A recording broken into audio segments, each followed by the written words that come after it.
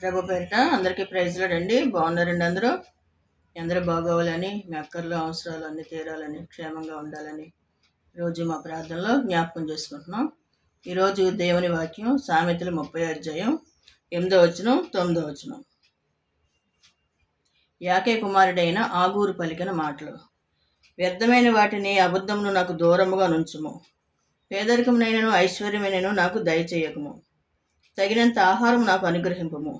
ఎక్కువైన ఎడల నేను కడుపు నిండిన వాడనై నిన్ను విసర్జించి యెహోవా ఎవడని అందునేమో, లేక బేదనై దొంగిలి నా దేవుని నామంను దూషించునేమో అని చెప్తున్నాడు అనమాట.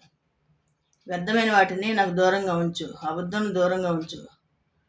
కడుపు నిండిన వాడినై దేవుడు యెహోవా ఎవడని దూషిస్తానేమో ప్రభా, నాకు తగినంత ఆహారం ఇయ్యి. లేక లేదనుకో దొంగతనాలు చేసిన దేవుని నామాన్ని అవమానపరుస్తానేమో అంటున్నాడు అనమాట. తగినంత ఇవ్వు, ఎక్కువ వద్దు తక్కువ వద్దు అని అడుగుతున్నాడు ఆగూరు. అలాంటి ప్రార్థన మనం కూడా చేసుకోవాలి. అలాంటి ప్రార్థన మనం కూడా చేసుకున్నప్పుడు మనకు దేవుడు ఏ రోజు కావాల్సిన ఆ రోజు ఇస్తూనే ఉన్నాడు.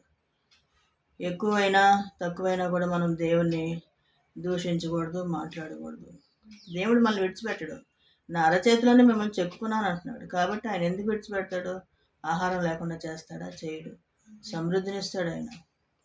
అరచిపిల్ల కాకులను పోషించే దేవుడు మనుషులను పోషిస్తాడు దేవుడు. కాబట్టి మనం దేవుని మర్చిపోకూడదు, ప్రార్థన మర్చిపోకూడదు.